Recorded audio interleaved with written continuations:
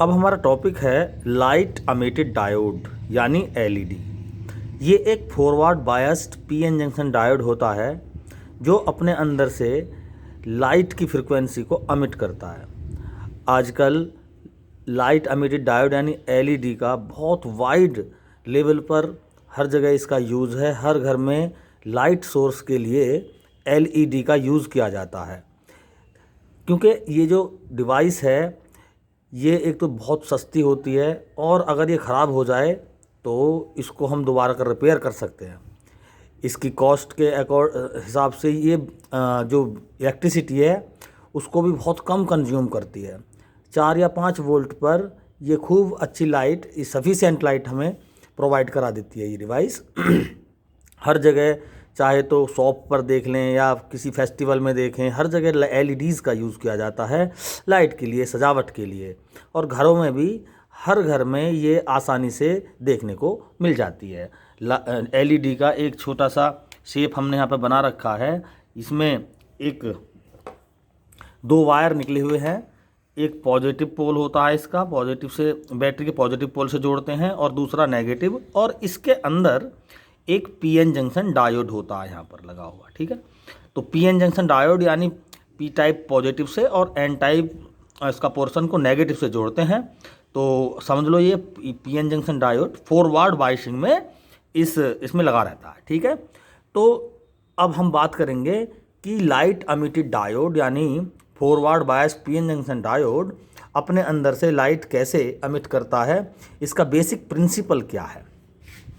देखो, ये जो पीएन जंक्शन डायोड होता है एक्चुअली सेमीकंडक्टर, सिलिकॉन सेमीकंडक्टर या जर्मेनियम सेमीकंडक्टर इसमें यूज़ होता है।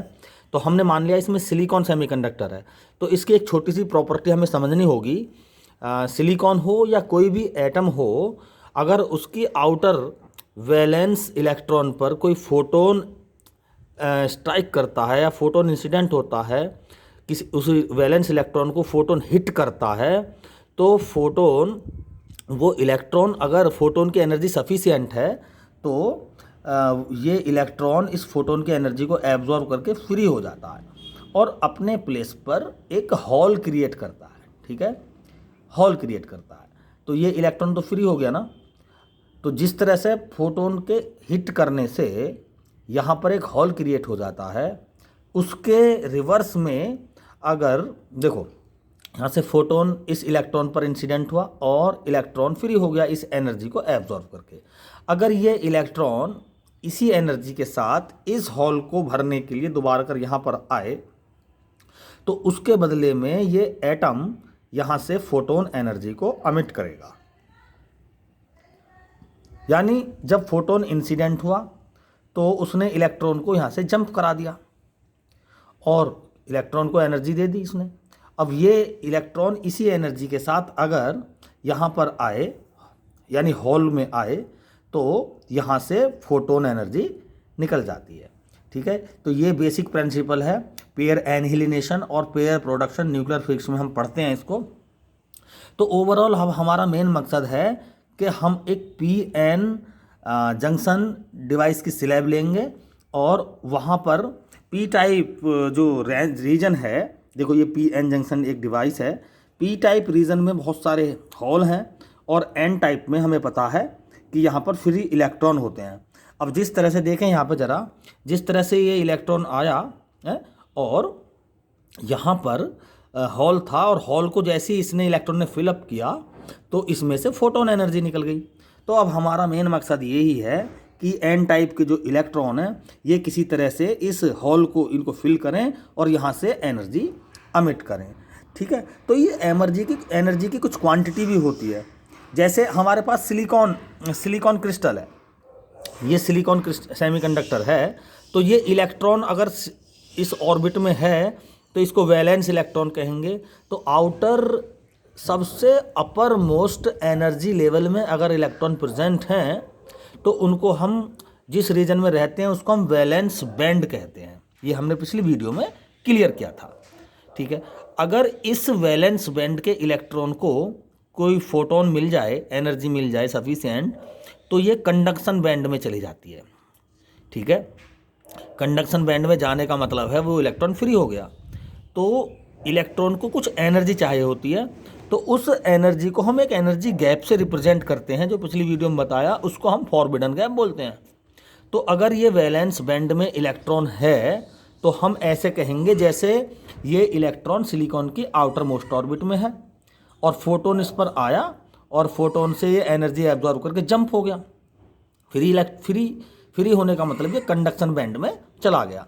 तो अब हम ग्राफिकल अगर इसको देखें तो ये एनर्जी है, एनर्जी एक्सिस है, ये नेगेटिव एनर्जी होती है इलेक्ट्रॉन की अपने एटम से जुड़ी हुई ऑर्बिट में। तो यहाँ पर वैलेंस बैंड में इलेक्ट्रॉन की नेगेटिव एनर्जी होगी ऑब्वियसली। जैसे ही फोटोन इसको मिला तो इसकी एनर्जी कुछ डिक्रीज होगी और ये अपर लेवल पर जाएगा तुरंत, क्योंकि इसकी एनर्जी कुछ ज़्यादा हो गई है। अपर लेवल पे अगर उसकी एनर्जी उसको इस इलेक्ट्रॉन को अगर इतनी एनर्जी मिली कि वो एनर्जी गैप के बराबर है तो वो यहाँ पर कंडक्ट हो जाएगा, फ्री हो जाएगा। ठीक है, तो ओवरऑल सिलिकॉन के केस में ये गैप 1.1 इलेक्ट्रॉन वोल्ट होता है नियर अबाउट। तो अगर फोटोन से इलेक्ट्रॉन को 1.1 इलेक्ट्रॉन वोल्ट एनर्जी मिल गई है तो ये कंडक्शन बैंड में जाएगा। और ज़्यादा एनर्जी मिल गई तो और भी ऊपर, क्योंकि एनर्जी स्टेट ऊपर भी होंगी, कंडक्शन बैंड ऊपर भी होंगी, तो ये जब तक ऊपर जा सकता है एनर्जी के अकॉर्डिंग, जब तक ये फ्री ना हो जाए। ठीक है, जब तक इसकी खुद की एनर्जी ज़ीरो ना हो जाए इलेक्ट्रॉन की, क्योंकि अभी तो इसकी नेगेटिव एनर्जी है। तो अगर इसको कहीं से एनर्जी मिलेगी तो वो डिक्रीज होते होते जीरो होगी, जीरो से पॉजिटिव भी हो सकती है। तो इलेक्ट्रॉन फोटोन से इसका मतलब एनर्जी गेन करके फ्री हो जाएगा। इसका रिवर्स भी करेक्ट है। अगर वही अब यहाँ पर इलेक्ट्रॉन चला गया जंप होके तो अपने प्लेस पे हॉल छोड़ गया ना यहाँ पे। अब अगर वो यहाँ पर इलेक्ट्रॉन उतनी ही एनर्जी लेकर अगर इस प्लेस पर दोबारा करा गया तो वो 1.1 इलेक्ट्रॉन वोल्ट के अकॉर्डिंग ही अपने अंदर से फोटोन को अमिट कर देगा। ठीक है, तो हमें अब देखो फोटोन की एनर्जी कितनी होगी इस गैप के अकॉर्डिंग।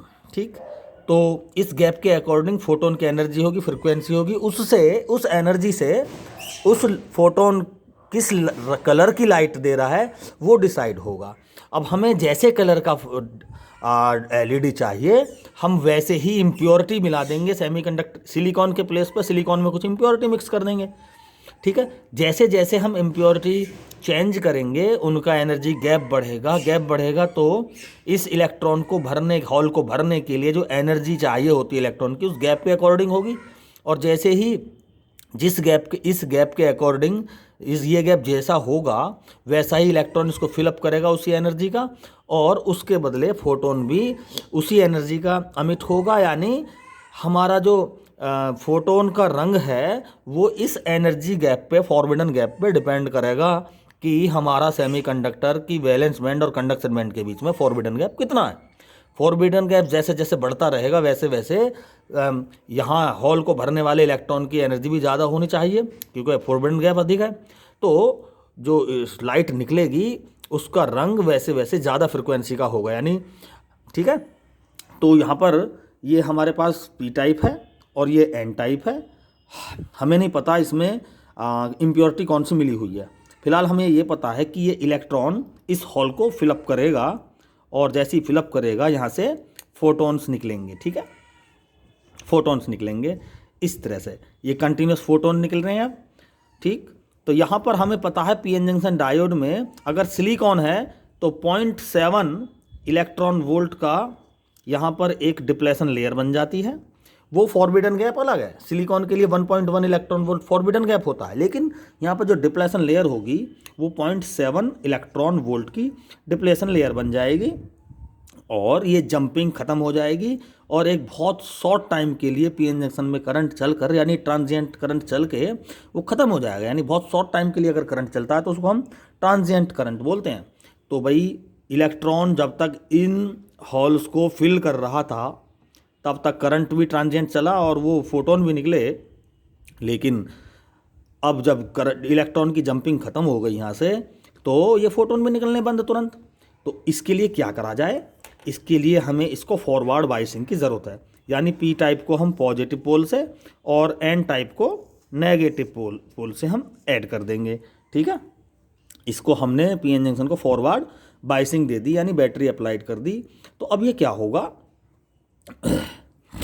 देखो यहाँ से ये नेगेटिव पोर्शन है और ये पॉजिटिव पोर्शन है। ये पॉजिटिव पोर्शन देखो, ये जो इलेक्ट्रॉन है जंप कर करके आए यहाँ पर, ये पॉजिटिव पोर्शन इन इलेक्ट्रॉनों को अपनी तरफ खींचेगा, यानी ये इलेक्ट्रॉन यहाँ पर जाएंगे, यहाँ से यहाँ पर और यहाँ से यहाँ पर, ऐसे ये इस तरह से ये इलेक्ट्रॉन पॉजिटिव पोल इन इलेक्ट्रॉन को अपनी तरफ खींचेगा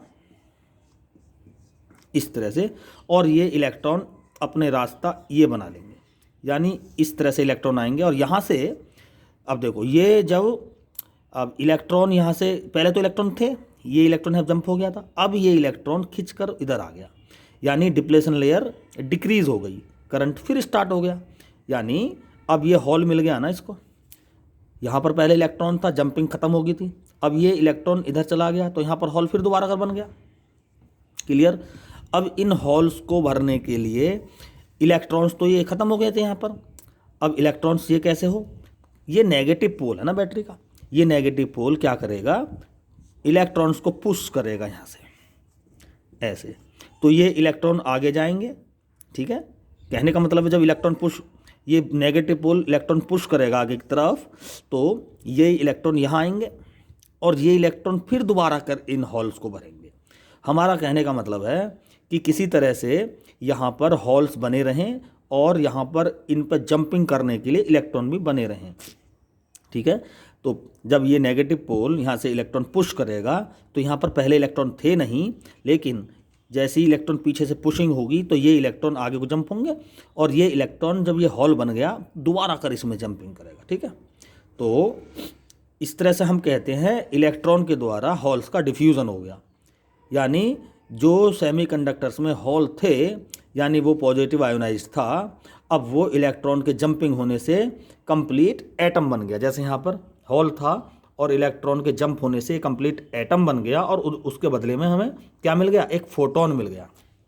इसी तरह ये इलेक्ट्रॉन इसको दोबारा कर फिल करेगा और फिर फोटोन निकालेगा अपने अंदर से, ये इलेक्ट्रॉन इसको, ये इसको, ये इसको। अब चूंकि इलेक्ट्रॉन इन हॉल्स में इलेक्ट्रॉन फिर आ गए तो ये पॉजिटिव पोल क्या काम करेगा, इन इलेक्ट्रॉनों को फिर खींचेगा अपनी तरफ को, ये फिर हॉल बन जाएंगे। जब ये हॉल बन जाएंगे तो इन हॉलों को एन साइड के इलेक्ट्रॉन फिर भरेंगे। क्यों? क्योंकि यहाँ तो इलेक्ट्रॉन है नहीं, क्योंकि नेगेटिव पोल इलेक्ट्रॉन पुश करेगा इधर से और इन जहाँ इलेक्ट्रॉन थे नहीं पहले, पीछे के इलेक्ट्रॉन फिर दोबारा कर यहाँ इलेक्ट्रॉन ये जंप करेंगे इस तरह से, और ये इलेक्ट्रॉन फिर अगेन इन हॉल्स को यहाँ पर फिलअप करेंगे और एच न्यू फोटोन हमें मिलते रहेंगे। ठीक है, तो अब ये एच न्यू किस फ्रिक्वेंसी का है, ये डिपेंड करेगा हमारे सेमीकंडक्टर की वैलेंस बैंड और कंडेंसर बैंड के फॉरबिडन गैप के ऊपर। अगर हमें रेड कलर का ये डायोड रेड कलर का चाहिए तो हम क्या करेंगे, गैलीनियम Ga आर्सेनिक फास्फोरस का, देखो पी टाइप में अगर हम Ga का गैलीलियन का अगर हम मिक्सअप करें, इम्प्योरिटी मिलाएं, और एन टाइप में आर्सेनिक और फास्फोरस की इम्प्योरिटी मिलाएं, तो हमारा जो फॉरबिडन गैप है ये लगभग 1.1 नहीं 1.8 इलेक्ट्रॉन वोल्ट हो जाता है। ठीक है, 1.8 इलेक्ट्रॉन वोल्ट हो जाता है। तो इस कंडीशन में जो लाइट अमिट होगी वो 1.8 इलेक्ट्रॉन वोल्ट के इक्विवेलेंट होगी। अगर हम इसकी फ्रीक्वेंसी फाइंड करें E equal to H nu से, और E को हम इलेक्ट्रॉन वोल्ट में लें तो फ्रीक्वेंसी जो आएगी लगभग वो रेड कलर की फ्रीक्वेंसी आएगी। तो जैसे जैसे हम इम्प्योरिटी चेंज करेंगे वैसे वैसे ये गैप चेंज होगा और वैसे वैसे इस लाइट की फ्रीक्वेंसी चेंज होगी। हम इससे रेड, ब्लू, वाइट हर तरह की लाइट को अमिट कर सकते हैं। वाइट लाइट के अमिशन के लिए ये गैप 4 वोल्ट या 5 वोल्ट के बीच होना चाहिए।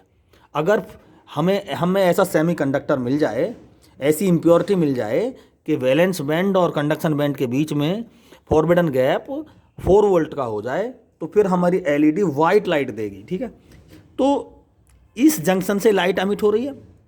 अब ये दिखती नहीं है, इसको दिखाने के लिए क्या करते हैं, यहाँ पर एक प्लास्टिक का एक वाइट पोर्शन इस पर लगा देते हैं, ऑब्स्टेकल लगा देते हैं, और जैसे ये फोटोन ऑब्स्टेकल से टकराते हैं तो ये चमकने लगता है हमें, ठीक है। यहाँ पर वो वाइट बॉल लगी रहती है, ये जो बल्ब में होती है एलईडी के में, तो ये हमें चमकने लगता है। तो इस चमक, वाइट चमक के लिए कितना फॉरबिडन गैप होना चाहिए? लगभग 4 इलेक्ट्रॉन वोल्ट का गैप होना चाहिए। तो भाई अगर हम सिंबल की बात करें, पीएन एलईडी के सिंबल की बात करें, तो भाई पी और ये एन, ये प्लस माइनस का मतलब फॉरवर्ड बाइसिंग है, ये पी है और ये एन है, और जंक्शन से क्या निकल रहा है लगातार? फोटोन। तो ये इसका सिंबल कहलाता है, ठीक है। ये इसका पीएन एलईडी का सिंबल है। तो मैं आशा करता हूँ कि ये एलईडी की वर्किंग आपको समझ में आ गई होगी। Thank you.